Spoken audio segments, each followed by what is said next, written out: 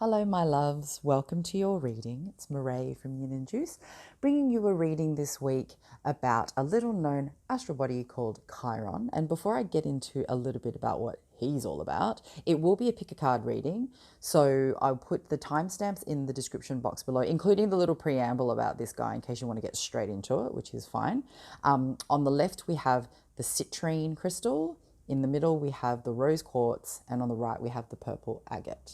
Before we get started, let's have a look at this little guy. So, Chiron is a little known asteroid that forms part of, the astrology that exists in all of our natal charts. He's known as the wounded healer, and whilst that can be a little bit confronting, I think it's a really powerful energy to work with, because the point of Chiron and the power of Chiron is to unveil to us what some of our deep wounds are, what some of the destructive patterns that we've carried with us over and over again are, and where they exist, because that's where the pain is. The pain that we carry with us, where something doesn't feel quite right, or something's kind of missing, or we think, oh my gosh, why did I do that again?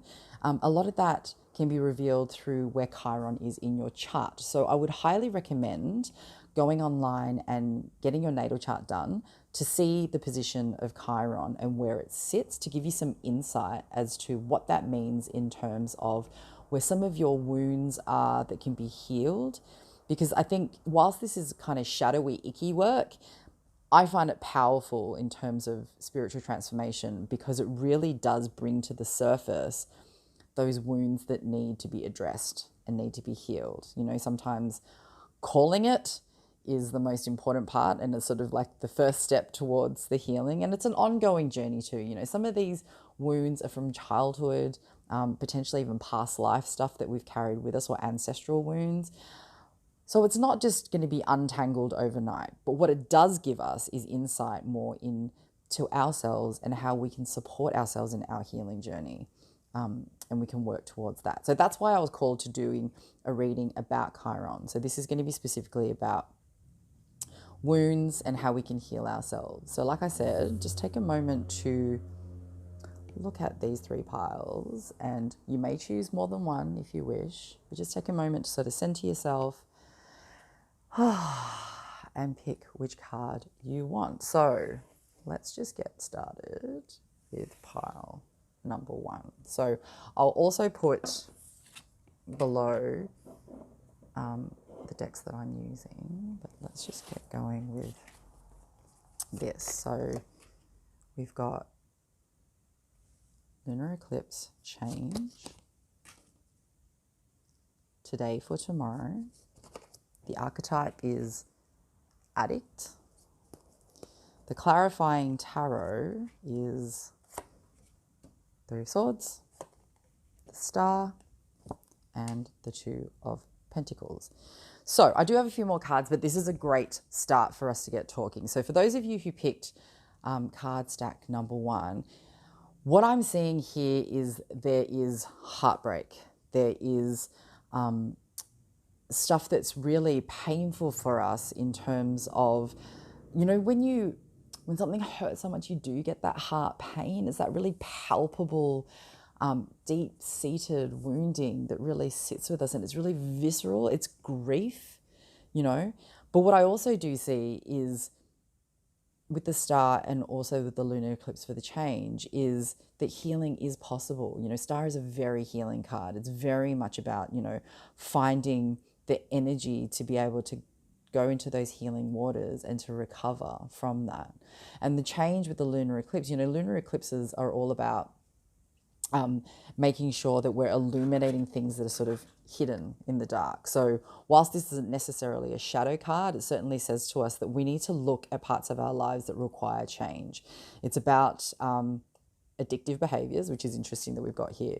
So it could be around addictive behaviors. It could be around, bad relationship patterns, or difficulty relating to others in a way where we want to be more authentic, want to be more real. So if we're looking at the addict, we've got the light attribute, which is it helps you recognize and confront addictive behavior. So that's good in terms of like positive awareness. However, we're probably seeing a lot of shadow energy here, particularly with this Chiron. So we're looking at compromises integrity and honesty, allows an addictive pattern to have authority over their inner spirit. So exactly, it's this stuff that will drive that behavior. It's this pain that we've carried with us. It's these wounds that we have that almost rationalize self-sabotaging behavior. Do you know what I mean? Like sometimes we're in so much pain, we project, we take it out on other people, or we firmly believe that because it's going to keep happening to us over and over again, we go out of our way to sabotage something to reaffirm that narrative, to go, oh, I knew it. I knew I was only going to get hurt, right? So this is around us recognizing how sometimes we're even addicted to that pain because it's familiar. So even though we know it's not right and we know it feels terrible and we don't want it anymore, we've worn it for so long that it feels comfy, right? It's like lying on a bed of nails, but weirdly kind of going, ooh, I kind of like it. So really, this is about being honest with yourself and understanding those patterns, because we need to change them going into the shadow. And, you know, this is a shadow deck. So this is all about shadows. And here we've got today for tomorrow. And this is not just about looking at a full moon, as we see here, to illuminate. So it's a nice sort of juxtaposition with the illumination of what needs to be worked on, but what we need to dig deep to see with the change. But it is about the work that we do today that takes us into tomorrow. So it's about the work we do today to recognize some of this stuff, to walk away from this, or at least acknowledging it enough to kind of go, oh, okay, I recognize what I've done here, or oh, I recognize what I did there. It's not about admonishing yourself and saying, oh shit, I should have done that differently. Oh, how did I not know better? That's not helpful. That's not going to give you anything. What is helpful, though, is reaching out as well to friends or people that can support you, you know, your soul family, people who really understand that this change for today isn't a lonely it's not a lonely path, right? We can rely on people to take us towards whatever that is, but focusing on the tomorrow. So I always say that the past is our teacher and we shouldn't sort of like dwell on the past, but because this Chiron is very much about the past, we need to kind of hook into that energy and face it and be like, right, what can I learn from the past? What is it teaching me? What are these addictive patterns saying, right? Not about me, but about what is going on, what precipitates when these things happen, or what triggers some of this stuff. How do I remove those triggers? Or how do I get myself out of situations that potentially could be damaging and addictive, right? And then move into this healing energy. Because the danger also here is when we're working with all this, the Two of Pentacles is saying to us, you know, we're juggling, you know, things and we're trying to keep on top of stuff. It may be turbulent on one end and kind of feeling grounded on the other. And again, it's that duality of like, you know, whilst this is painful, kind of feels good because it kind of feels familiar, right? But at the same time, we almost want to swing that around back to a more solid foundation of understanding how we don't need to be in that energy in order to feel something. You know, I think sometimes pain can be so intensely intoxicating for us that we wallow in it. We almost thrive in a really toxic way in it because that's all we know, or that's what's familiar to us. So let's take this star energy and focus on how we can get through all of this stuff. And like I said, this journey is continuous. Infinity symbol. We'll keep moving through and evolving. We'll uncover more. But once we get rid of that layer, another thing will come up. But that's evolution. That's what spiritual transformation is. We've never come to the end of that, right? So in terms of some cards to look at, advice for pathway through this, I have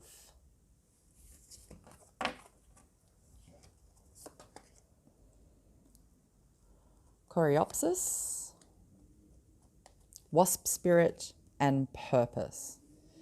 So the advice here is really to kind of understand that even though life stings and even though sometimes shit is not okay, right? And just being, you know what, sitting in that space without judgment, kind of going, you know what, sometimes things are shitty, right? But the resilience is built from this space. The resilience is built from this space for us to always be joyful, right? Write on your heart that every day is the best day of the year. So taking something that isn't necessarily on the surface great, but learning a lesson or flipping our perspective and going, actually, maybe it's not bad. Maybe it's just not what I expected, right? And even if it is bad because it's resulted in heartbreak or pain or whatever it is, that we do have things to be joyful for. It's about how we want to look at it, right? And I also think this is something that I relate to too.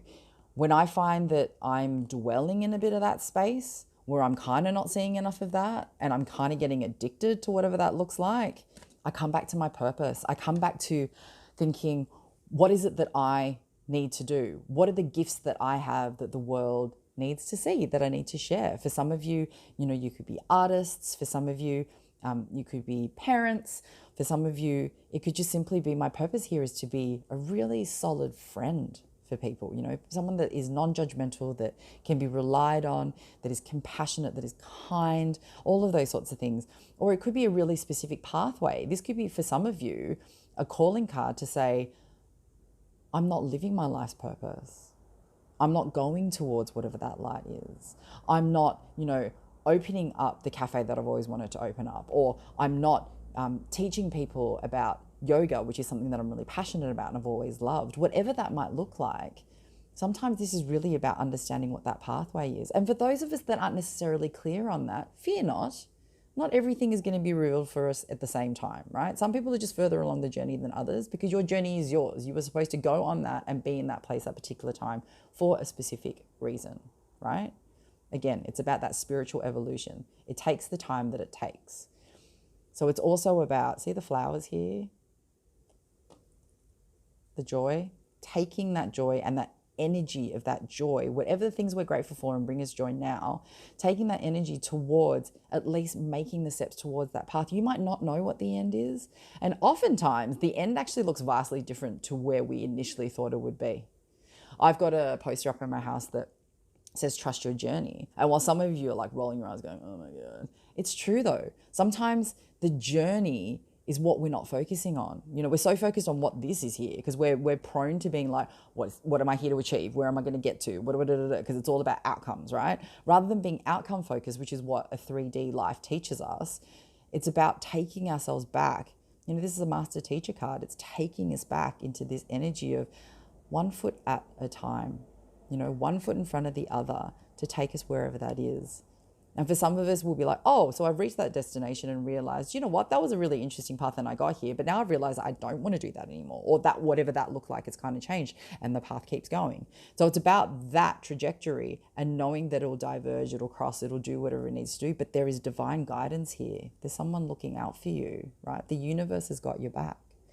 So in essence, for pile number 1, it's really about taking ourselves out of this space, healing whatever that looks like. It's a teaching card. It's a teaching moment, right? These are the teaching moments, the ones that go, ouch. Always face it with gratitude and focus on your purpose, right?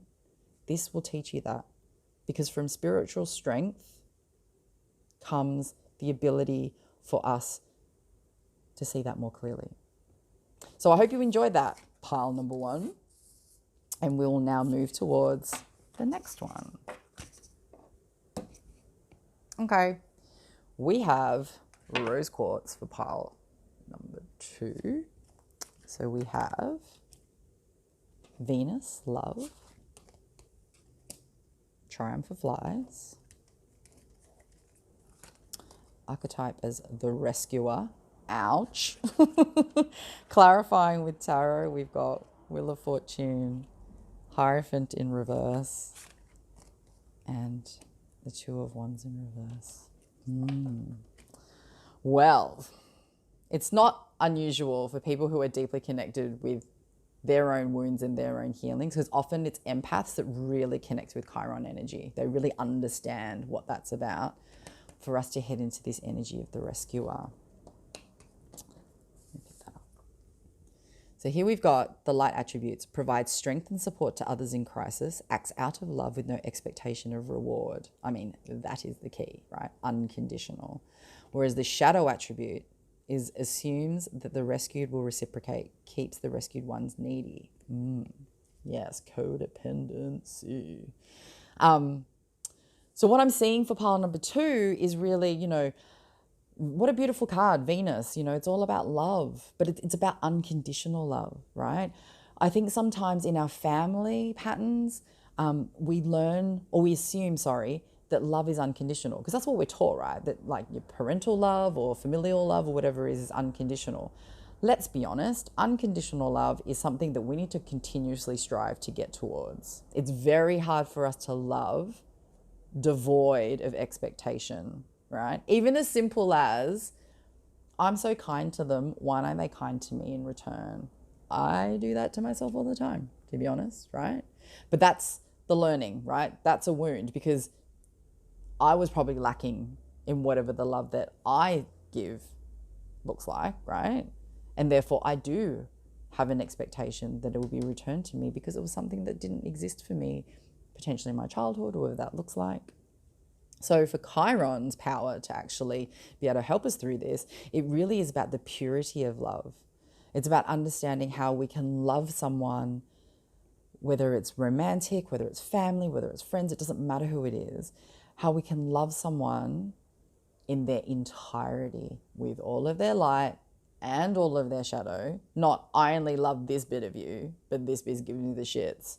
It's the bits that give you the shits that is teaching you to sit in that purity of love. To be able to, to be able to just see someone for who they are and to meet them where they are, but to love it anyway, right? Loving doesn't necessarily mean acceptance, right? Or kind of going, that shitty behavior is okay. Love is just saying, I'm willing to be open-minded in this situation, to still extend love to you despite all of that, right? That's heavy shit, man. That's not going to be easy. That's like a continuous journey for us. But that's what Venus is here to remind us, the purity and the beauty, and, rose quartz being a love stone, right? So the triumph of lies, I see this card very much as sort of like an emperor's new clothes type situation, where it's kind of like we can talk as much like smack as we like about whatever, thinking that it puts us in a position of power, or thinking it puts us in, a position where people will idolize us because we've created whatever version of ourselves that suits the narrative. But really it's all a lie, it's a real shadow part of ourselves that leans into that behavior, right? The kind of things, people aren't going to accept me as who I am, right? And that also comes with potentially acceptance of yourself in your past, right? If you feel, maybe you've got a little quirky sense of humor, or, you're extremely introverted, or whatever it is about you that perhaps people made fun of, people did not accept previously, that made you create masks, right? Made you create different versions of yourself in order to be accepted and to feel kind of like on top of the world about stuff. Because being accepted feels great, right? But it's a hollow thing if we haven't done it with integrity and if it's not honest, right? So it's reminding us that, oxymoron rise, right? There is no triumph in lying. It's a hollow victory, right? So some shadow work needs to be done here for pile number 2 in terms of, am I different things to different people? But rather than going, oh my God, I'm such a terrible person, and skip that, forget that. Fast forward straight to the bit where we go, why do I do that? What is it about me that needs healing? How can I love myself more unconditionally to not have to do that? How can I get away from this using the power of Venus? And, with the codependency here, I think this is linked here with love, because, a lot of us, particularly if we're empaths and we're really aligning with the Chiron energy, we can be really prone to codependence both ways, not just people towards us, but us towards other people, right? So it's about reminding us that we can be strong and we can be supportive and we can love, but it can be done without expectation of anything, because we just want to give because we want to give. And to stay away from this kind of, I'm not getting this and I gave this and that kind of stuff, that's not useful, right? But also the danger and the real shadow side of this is, sometimes there can be dodgy behavior, and this could be something that's being done to us more than anything, where we might have been gaslighted, or, we might have been only told part of the truth, or, lying through withholding and getting drip-fed information or whatever that is, kind of keeps that codependency alive, right? Kind of keeps you needy. So shake that shit off, man. If we're seeing this immediately and kind of resonating with that idea that we're sometimes being manipulated to need someone or to need something, man, get the fuck out. Seriously. Wheel of Fortune to me is about a couple of things, but immediately Wheel of Fortune is to me about fate and handing things over to fate. Whilst I think free will is the most powerful thing that we have, there is a level of destiny that comes into play into our lives. There's karma, there's past life stuff, there's a way we interact in the world. Everything is about balance. You act like a shit, you're gonna get it back. You act like a good person, you're gonna get it back, right? And remembering to stay in that energy of sometimes being able to just leave something with the universe, give it up to God almost, right? Regardless of whether you're religious, and I say God, not specific to an organized religion. I talk about God in the sense more like the universe and spirit, giving it up to spirit and the divine to be like, show me, particularly at times where we're not feeling clear, right? When we're not feeling convinced that there is a path for us or that there's going to be light at the end of the tunnel, really kind of going, you know what, spirit, show me what that guidance is, right? Give me that clarity, but understanding that divine intervention will always come into play, particularly if we're coming off our path, particularly. That's when I've had my biggest kicks up the butt, when I'm straying off my path. The universe goes, that is not happening, right? And something just sideswipes you. And interesting about me not talking about organized religion, because the Hierophant to me, the right way up, can be about structure, tradition. Oftentimes it can be religious and believing in doctrine. So it doesn't have to be a religion, but it could be like, we get really intensely involved with a movement. I often laugh at the Pete Evans of the world, right? Being so sort of mental with some of that alternative health stuff. Whilst I'm a proponent of a lot of alternative health, that's like going too far the other way, right? And the people that follow that doctrine are just blindly following, right? In the reverse, this is asking us to be unconventional, to stay unconventional, to stay within what we believe, even if it might be different to what everyone else is doing, right? To be different to what the popular belief is, right? Remember, acceptance isn't about being liked and being popular, right? Acceptance is authenticity to me, right? Because if they don't accept it, fuck them, who cares? They're not your people. That's fine, right?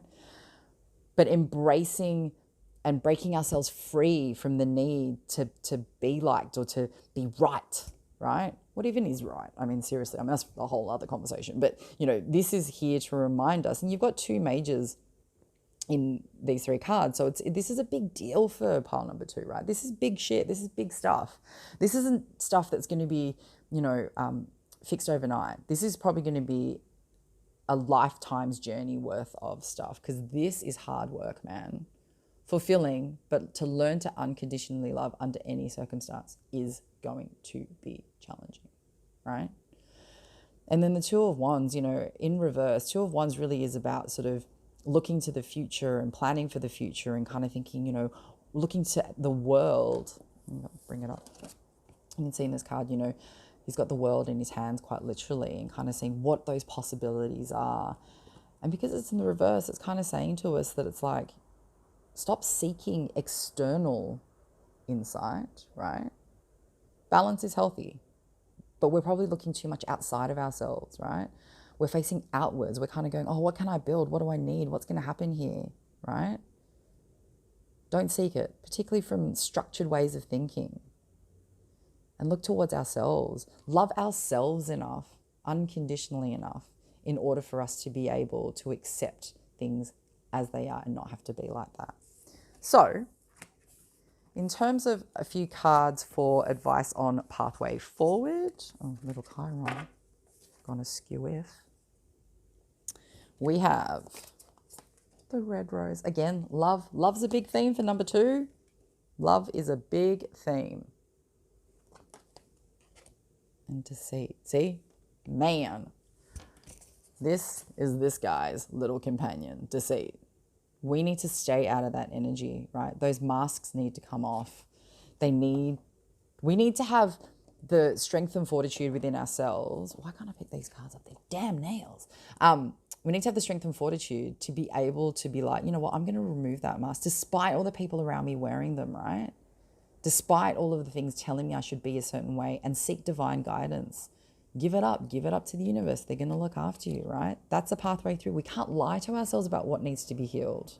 I mean, we can to a degree, but that normally comes with addictive behavior, right? We start to drink, or we start to gamble, or we start to not looking after ourselves and all that kind of stuff, because we're trying to run as far as we can from who we really are, right?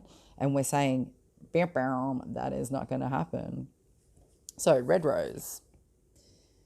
Hidden secrets. 3 things cannot be long hidden: the sun, the moon, and the truth. Man, truth, lies, and love is basically all of pile 2. Why do I need to keep talking? I feel like I always superfluously talk about stuff, and right at the end when the cards come together, I'm like, oh, I could have done that in 3 words, sorry.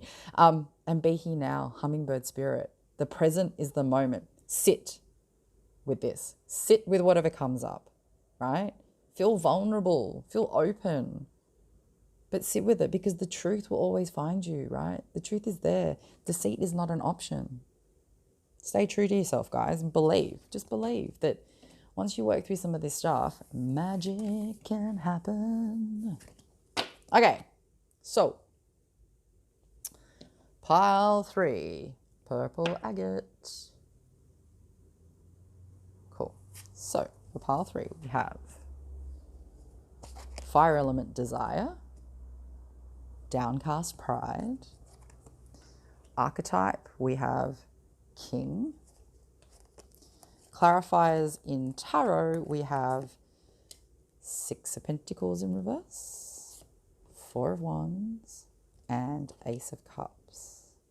Oh, this is a much gentler energy than the last one. I definitely think pile 2 was all about empaths. Anyway, so pile 3, guys, all about you.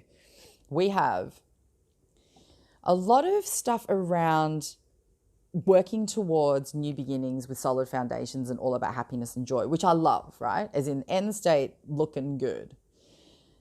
But at the same time, we're kind of fighting. There's a lot of yang energy here. You know, we've got the king, we've got the fire element, which to me is a really masculine energy. You know, we've got wands here as well. So there's a lot of fiery, masculine type energy. So for a lot of you watching pile number 3, you're probably quite likely to be the type to do too much, take on too much, and head towards burnout and not look after yourself. So that's what I'm immediately getting first. But the thing with the fire element for me as well is fire is, I mean, like with all the elements, right? There's a pro and a con. But for me, fire is one of those things where it's like when it's stoked at the right amount and we've got it under control, we can really manifest our desires. We can be creative. We can make things happen. It's really about propulsion energy, right? It's about getting shit done and feeling really passionate about something. Overbearingly, fire though, burnout, right? And we don't have enough fire. We don't have enough impetus to go do anything.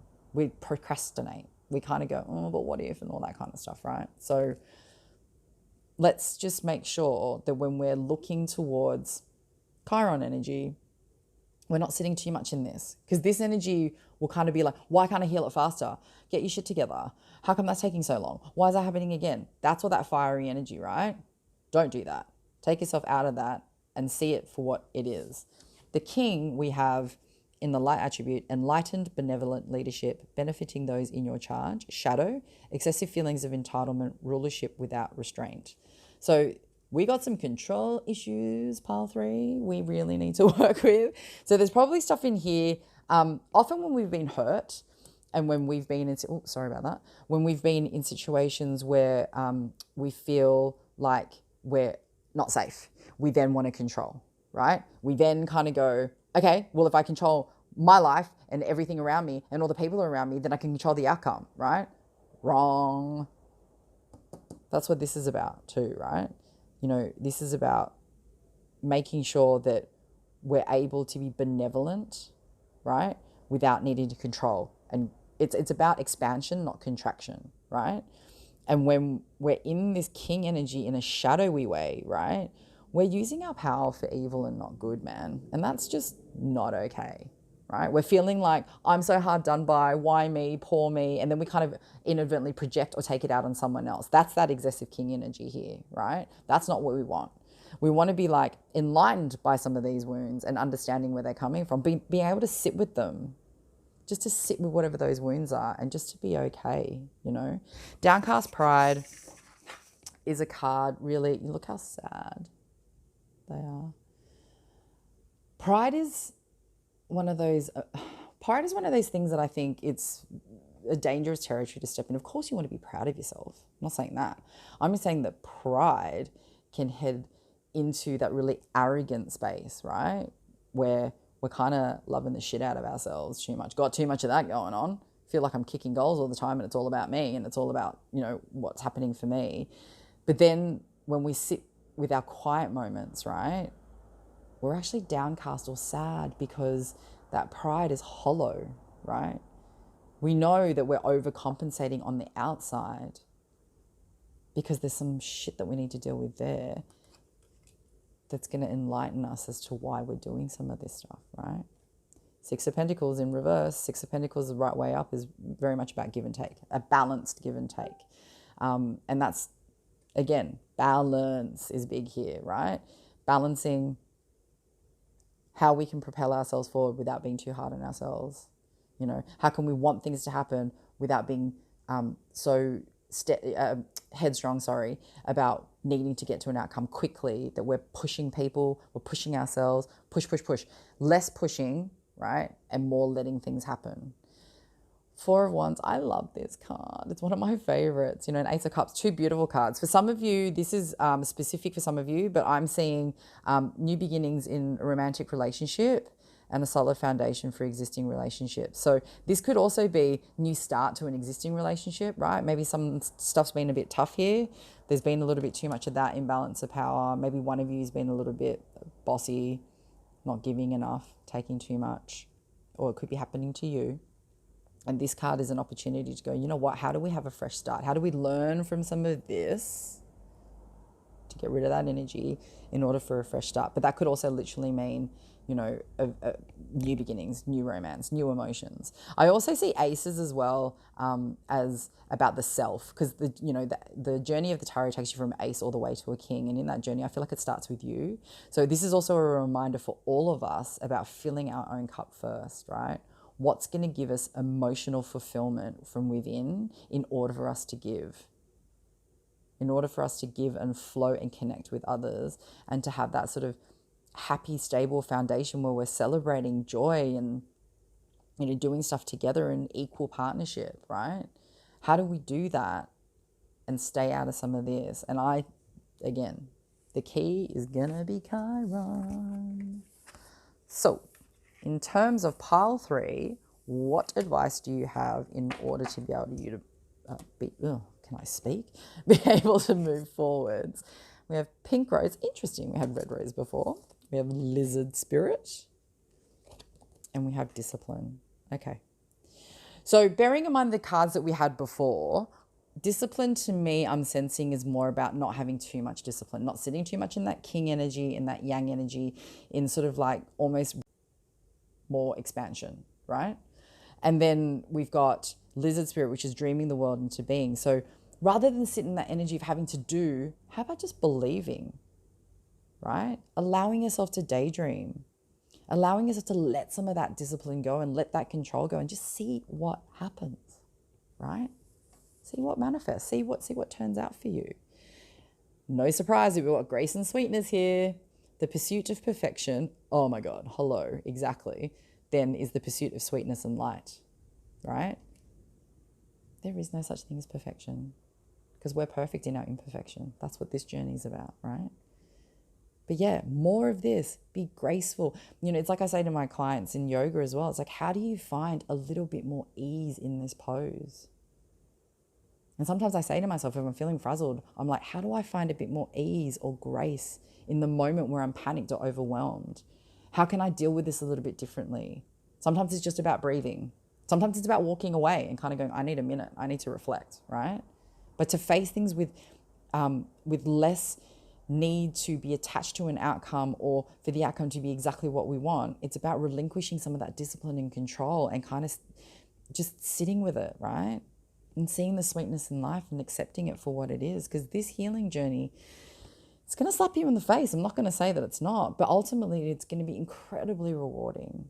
And you'll learn to face things with more grace, once you learn whatever's going on there, right? Because you'll be able to head it off at the past and you'll be able to go, I know what that's about, Chiron, you cheeky little minx. I've got this, right? I'm going to sit with it. I'm going to allow for it to unfold, and I'm going to stay in that grace and sweetness. So there's your reading, guys. I hope it resonated with you. Please like, share, or subscribe to my channel. It's kind of tricky trying to grow your channel and grow your audience. So I hope that these readings are helpful for you guys and they resonate. If you've got any questions, whatever, leave it in the comment box below and I'll get back to you. And until next time, hope you have a great week.